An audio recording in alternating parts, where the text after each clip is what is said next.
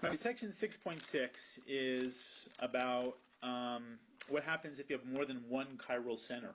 If you have two or more chiral centers. Okay, so we're going to talk about enantiomers of something with more than one chiral center, but if you have more than one chiral center, you can also have something called a diastereomer. And diastereomers are also a type of stereoisomer of these molecules, and that's if you have more than one center. But first, we're going to talk about what's called Fischer projections. Fischer projections are a way to visualize these chiral compounds so that you don't have to do the wedges and the dotted lines. Sometimes a lot of people get annoyed by that. It's hard to see it. So Fischer was a scientist in the early 1900s that came up with this. He did a lot of stuff with sugars. Sometimes you see sugars in a Fischer projection. You'll see a sugar that looks like, you'll see it in this kind of form. You'll see OH here, and an H, and an OH here, and an H, maybe OH, H, OH, H, and then OH2. So this is kind of the form that you might have seen sugars in a biology book or something. This is a Fischer projection. It's actually trying to show you stereochemistry. Okay? So let's take a simpler molecule. Let's not take a sugar. It's much more complicated. So let's take a much simpler molecule and try to figure out what this looks like. Okay, Cl, H, and Br. So this is a Fischer projection. Fischer is where you have two atoms up and down, all right, in the vertical axis, and then you have atoms in the horizontal axis. So you have an H and a Br in one horizontal axis and an H and a Cl in the other. This is trying to show you stereochemistry. And let me show you what it means. Anything in the horizontal plane, those groups are coming out towards you. Now, Fischer didn't like doing these wedges, so he just said, anything in the horizontal plane is coming out towards me.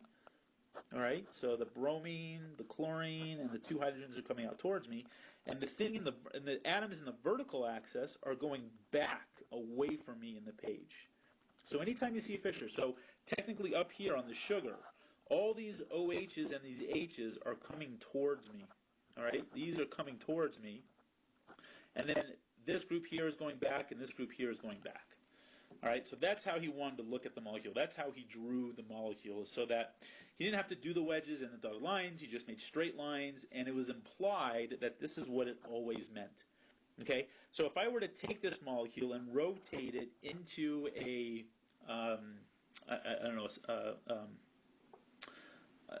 like a two-dimensional or a side-on view, this is what it would look like.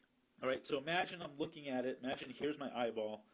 I'm looking at it this way. Some people might be able to see what I'm doing. Other people might not. Okay, so I'm going to have a bromine here and a chlorine here. One hydrogen going back. One hydrogen going back. Chlorine up and bromine up. Okay, so this bromine is this bromine.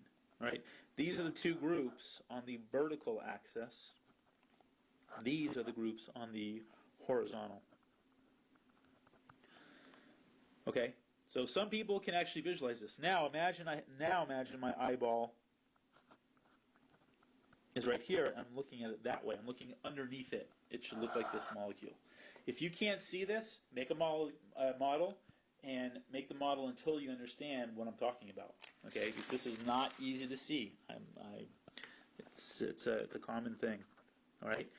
Next, let's talk about enantiomers of these molecules, and I'll show you kind of little tricks. Okay. So here's a molecule, the mirror image of it. Very simple. Whatever's here would shine first on our mirror. Right? I still have my bromine, and I have an OH here, an H here, CH3. All right, these are mirror images, so these are called enantiomers. I have chiral centers, and they're mirror images, so they're enantiomers. You can have enantiomers of more than one chiral center, as long as everything is the exact opposite. Okay? Let me now show you let me show you a quick way to determine RNS on Fischer projections. This is my little trick. Okay, this is a little trick that I've learned throughout the years. I'm going to teach it to you, how you determine RNS. People find it a lot easier doing it on Fischer projections. Okay, let me give you a few rules. They're not going to make sense now. I'm going to give you very simplified rules. But then when I show you examples, it'll make sense. Okay, if lowest priority is in vertical position, it is what the page says. Now, if you can figure that out, you are brilliant. Okay? If the lowest priority is in horizontal position,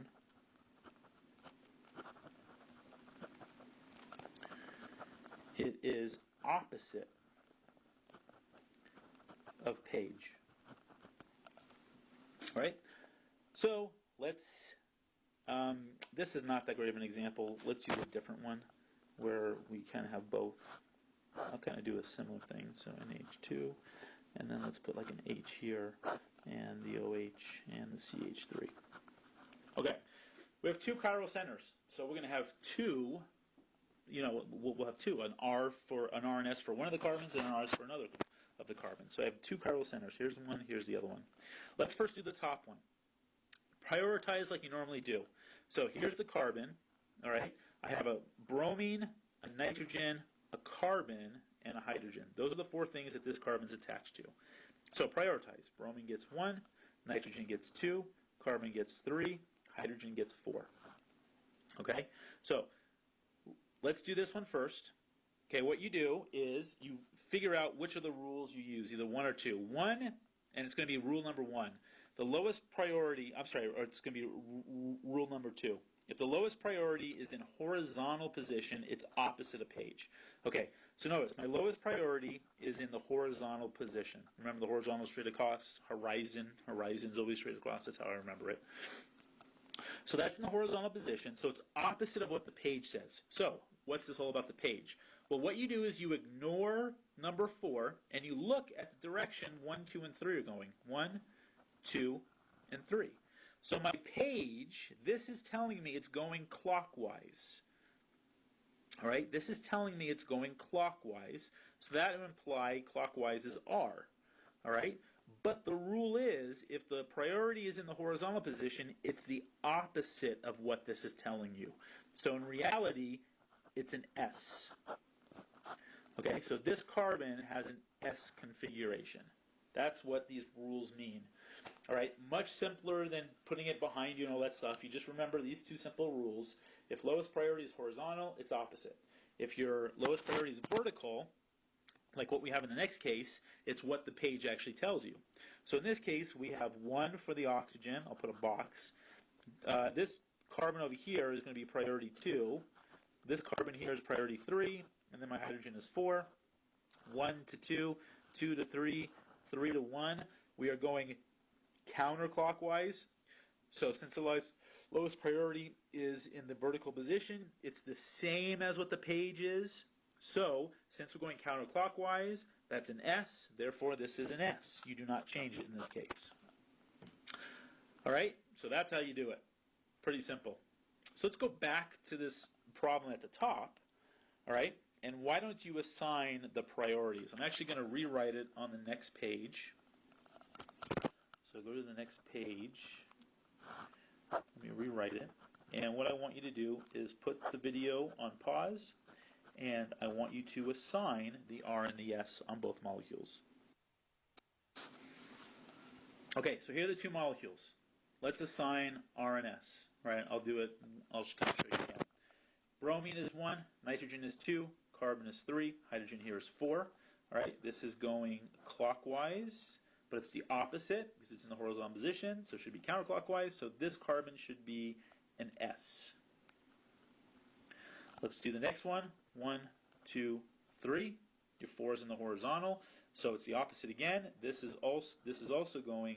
I'm sorry. This is going counterclockwise, so it's actually clockwise. So this is an R. So we got an S and an R. Now, let me give you a little secret. Okay, if this is the enantiomer, we know that everything is the exact opposite. Enantiomers are the exact opposite. I don't even have to do that. If this was the R on this side, this has to be the R. I'm sorry, if this was the S on this side, this has to be the R. If this was an R on this side, this has to be an S on this side. So here I have SR. My enantiomer is RS. It's the exact opposite of what the enantiomer was, because that's the definition of an enantiomer. Everything is a mirror image of it. Okay? But just to prove it to you, this is 1, this is 2, this is 3. We're going counterclockwise, but in reality it should be clockwise, so it is an R. Here, OH is 1, this carbon is 2, this carbon is 3. We're going clockwise, but it should be the opposite. It should be counterclockwise. It should be an S. Okay? So enantiomers are the exact opposite.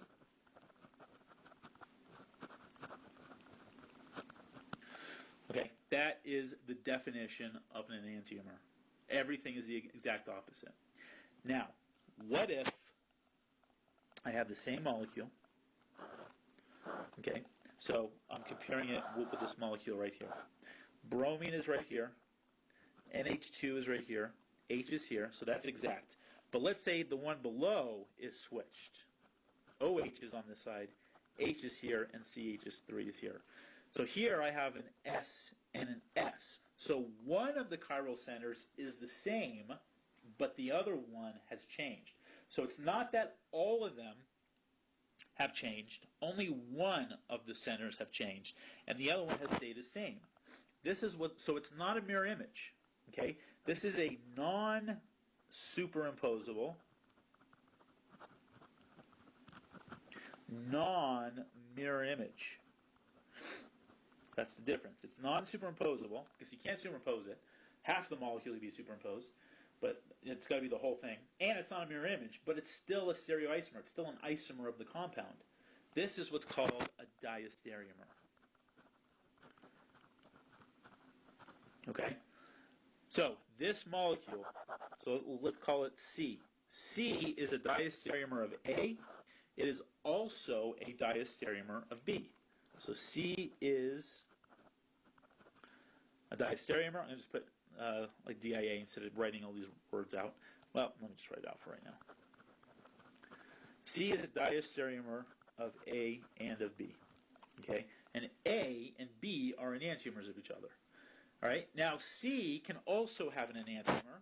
All right? An enantiomer of C would look like this. If you want, you can pause it and do it yourself. Or just watch me do it. Nope, sorry, that is incorrect. This should be a hydrogen right here. This should be the OH right there. CH3. So this is the enantiomer of that one. So what are the chiral? So what are the centers here? The centers should be RR. Okay. So in summary, let's talk about what enantiomers are. Every chiral center is the opposite. That's an enantiomer. So if I have like, let's say I have R, R, R on a molecule. Let's not worry about the molecule is. The enantiomer of this should be SSS. 100% of it should be SSS. Okay? So that would be the enantiomer. Diastereomers of RRR would be RRS, RSS, SRR, RSR, SSR. All right. How many other possibilities are there? I don't have to change one. I can change more than one. Okay. As long as one of them is exactly the same. All right. It is considered a diastereomer. All right. Just to kind of give you a way in order to figure it out, I believe the equation is 2 raised to the nth power. That will tell you how many chiral center or how many possible molecules there are. So in this case, it'd be 2 raised to 3. All right, so it's 2 times 2 times 2. So let's say 2 times 2 is 4. So there should be 8 possible structures. I only got 1, 2, 3, 4, 5. I only got 6 of them. So, you know, if you really have a lot of time in your hands, you could go and figure them all out. All right, but this is so all of these are diastereomers. But then technically each of these have an enantiomer, right? Like the RRS